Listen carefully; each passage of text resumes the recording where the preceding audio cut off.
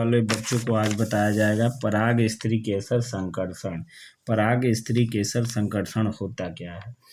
यह एक गतिक प्रक्रम है जिसमें पराग पहचान के साथ साथ पराग को प्रोन्नत या अवनति द्वारा अनुपालन सम्मिलित है। इस क्षेत्र के बारे में ज्ञान प्राप्त करने से पादप प्रजनकों को पराग स्त्री केसर का मतलब ये आपका पराग हो गया, ये स्त्री केसर है, ठीक।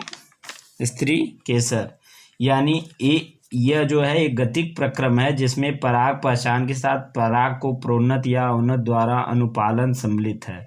इस क्षेत्र के बारे में ज्ञान प्राप्त करने से पादप प्रजनकों को पराग स्त्री केसर संकर्षण के हेर फेर में यहाँ तक कि अयोग्य पराग कण से संकर जाति प्राप्त करने में मदद प्राप्त होती है। संकर जात आप जानते हैं, संकर जात का मतलब होता है जो बहुत ज़्यादा उत्पादन जिनका होता है, जैसे आजकल धान जो गाड़े जाते हैं उनका बहुत ज़्यादा उत्पादन करने के लिए हाइब्रिड इसको इंग्लिश में कहा जाता है, संकर प्रजाति के बीजों का उपयोग किया जाता है, ठीक है। पराग स्त्री केसर संकर्षण के हेर फेर में यहाँ तक कि अयोग्य पराग कणों से अपेक्षित संकर जात प्राप्त करने में मदद प्राप्त होती है। एक कांच की पट्टी माने स्लाइड जिसको कहते हैं, एक कांच की पट्टी पर जल, इसमें क्या जल, हल्का सा जल यानी वाटर, और जल शर्करा घोल यानी जल में कुछ और मिला हुआ हो 10%, कितना 10% की एक बूंद माने एक बूंद इस पे डालिए, ठीक है। पर मटर या क्या मटर लीजिए या चना लीजिए, चिपकी, ठीक है। गुलमेहदी लीजिए, गुलमेहदी का पुष्प होता है आप जानते हैं, तथा सदाबहार ये भी पुष्प होता है कि पुष्पों से कुछ पराग झाड़ कर गिराने के पश्चात उनके कुछ पराग झाड़ दीजिए इस पर, ठीक है। झाड़ कर पराग क्या होता है, जो यहाँ पे होता है ये पराग होता है, इसमें होता है, इसमें देखिए ये पराग होता है, इसको पराग कहते हैं, ठीक। इसकी बूंदे इस पे झाड़ दीजिए, ठीक है। झाड़ कर गिराने के पश्चात पराग जनन का अध्ययन आसानी के साथ कर सकते हैं। स्लाइड पर इन्हें रखने के 15 से 30 मिनट के बाद, स्लाइड पर इनको रखिए और 15 से 30 मिनट के बाद 30 मिनट के बाद स्लाइड को कम शक्ति लो पावर के लेंस वाली सूक्ष्मदर्शी यंत्र पर रखकर अवलोकित करने पर पराग कणों से निकलती हुई पराग नलिकाओं को देख सकते हैं। ये आपका है पराग स्त्री केसर संकर्षण के विषय में टोटल जानकारी, जिनको आप प्रैक्टिकल भी मैंने आपको बता दिया कि इनको 15 से 30 मिनट के बाद स्लाइड को कम शक्ति यानी लो पावर के साथ लेंस वाले सूक्ष्मदर्शी यंत्र पर रखकर अवलोकित करने पर पराग कणों से निकलती हुई पराग नलिकाओं को देख सकते हैं। पराग नलिकाएं हमने आपको बताया यहाँ पर होती हैं, ये बीच में होती हैं यानी ये मध्य में होती हैं, इनको आप आसानी से देख सकते हैं। ये पराग स्त्री केसर संकर्षण पर टिप्पणी है। अब देखिए अपयुग्मन क्या होता है, अपयुग्मन, ठीक। इसको इंग्लिश में अपोगेमी यानी ये ग्रीक भाषा एपो का मतलब होता है विथआउट, और गेमोमस का मतलब होता है मैरिएज।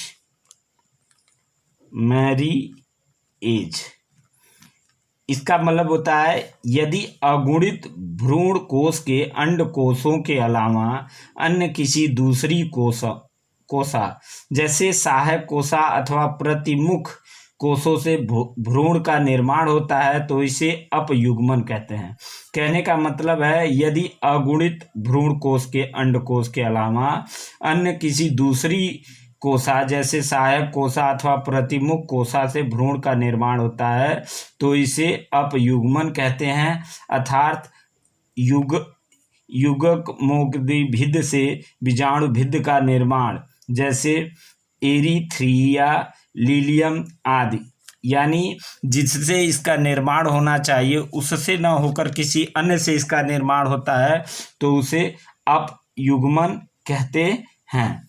अब देखिए फल का निर्माण किस प्रकार होता है, फलों का निर्माण किस प्रकार होता है इसको जानिए।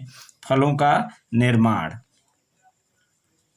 ठीक है, देखिए फलों का निर्माण आवृत बीजी पादपों का विशिष्ट लक्षण है जो पादपों के लिए अत्यंत महत्वपूर्ण है। फलों के अंदर बीज सुरक्षित रहते हैं। आप सेब से लेकर कोई भी चीज खाते हैं तो देखते हैं उसमें बीज जरूर रहते हैं, ठीक है। फल एक परिपक्व अंडाशय है, इसमें अंडाशय परिपक्व होता है। जिस समय बीज विकसित हो रहे होते हैं उसी समय अंडाशय फूल कर रसीला एवं बड़ा हो जाता है और फल का निर्माण करता है। यानी फल का निर्माण करने के लिए उसमें बीज होना आवश्यक है, ठीक है। परिपक्व अंडाशय की भित्ति से फल भित्ति का निर्माण होता है। फल भित्ति को 3 प्रमुख भागों में बांटा जा सकता है। पहला है बाह्य फल भित्ति, पहला है क्या, बाह्य फल भित्ति, ठीक है, बाह्य फल भित्ति जिसे हम एपिकैर्प कहते हैं, ठीक है। कुछ पादपों में फल के निर्माण में पुष्प के अन्य भाग जैसे पुष्पासन, दलपुंज, देखिए ये पुष्पासन है, ठीक है, ये दलपुंज है, इस पूरे भाग को दलपुंज कहा जाता है, ठीक है। ये पुष्पासन है जिसपे पुष्प आरोपित है, ये पुष्पासन है, इस पे बैठा हुआ है। यानी कुछ पादपों में फल के निर्माण में पुष्प के अन्य भाग जैसे पुष्पासन, दलपुंज तथा बाह्य दलपुंज, माने इसमें जो बाह्य दलपुंज भाग लेते हैं आदि भी भाग ले सकते हैं। ऐसे फूल को कूट या आभासी फल कहते हैं, ऐसे फल को कूट या आभासी फल कहते हैं। उदाहरण में सेब, नाशपाती, स्ट्रॉबेरी, ये सब जो होते हैं ये कूट या आभासी फल होते हैं। तो फलों का निर्माण आपने जान लिया कैसे होता है। अब आपको बताया जाएगा पर परागण जो होता है उसकी क्रियाएं क्या होती हैं, परिस्थितियां क्या होती हैं, या पर परागण के लिए पौधों में पाए जाने वाले युक्तियों का क्या वर्णन कर सकते हैं। अब देखिए प्रकृति में स्वपरागण की अपेक्षा पर परागण की वरीयता दी जाती है। पुष्पों में पर परागण के लिए अनेक अनुकूलन मिलते हैं। इसमें कुछ तो प्रकार हैं, इनके स्वपरागण असंभव हो जाता है। पर परागित पुष्पों में निम्नलिखित युक्तियां हो सकती हैं। एक लिंगता, पहला है क्या, एक लिंगता, डीसी लिनी। एक लिंगाश्रयी पौधों में नर तथा मादा पुष्प अलग अलग पौधों पर लगे होते हैं। एक लिंगी पुष्पों में पर परागण हो जाता है। उभय लिंगाश्रयी पौधों में जिसमें नर और मादा पुष्प एक ही पौधे पर उगते हैं इनमें स्वपरागण हो सकता है, लेकिन नर तथा मादा पुष्पों के अलग अलग समय पर परिपक्व होने पर स्वपरागण नहीं होता है। दूसरा है स्वबंध्यता।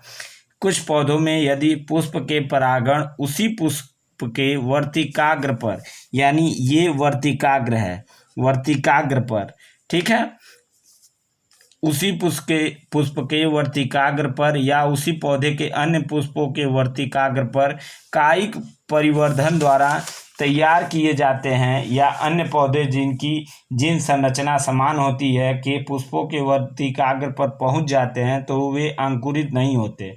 कभी कभी तो पुष्प ही सूख जाते हैं। अनेक कीट जैसे आप आलू ले लीजिए, तंबाकू ले लीजिए, चाय आदि में संवेदता पाई जाती है। वायु परागित पुष्पों में इसके उदाहरण कम है। ऐसे पौधों में परागण ही संभव होता है। फिर है स्त्री पूर्वता। पुष्प में जब पराग कोष से पहले वर्तिकाग्र पर परिपक्वता प्राप्त करता है तो यह स्थिति स्त्री पूर्वता कहलाती है। ऐसी अवस्था में दूसरे पुष्प से ही परिपक्व परागण प्राप्त किए जा सकते हैं, जैसे शरीफा हो गया, चंपा हो गया, पीपल हो गया, बरगद हो गया आदि। फिर है पुंपूर्वता। जब पुष्प के परागकोष पहले परिपक्व हो जाते हैं तो यह अवस्था पुंपूर्वता कहलाती है। ऐसी अवस्था में परागकोष फटकर पराग कणों को बिखरा देते हैं। इस समय तक इस पुष्प की वर्तिकाग्र अपरिपक्व होती है, अतः स्वपरागण की कोई संभावना ही नहीं होती है।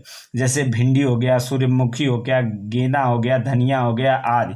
आप देखते हैं भिंडी पहले ही उग जाती है, यहाँ स्वपरागण हो या ना हो। अब अगला है हर को गेमी।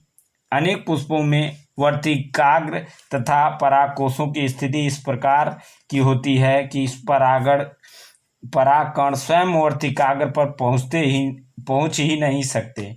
इस प्रकार स्वपरागण असंभव हो जाता है। यह अवस्था परागकोगेमी यानी स्व अनिषेच्य कहलाती है।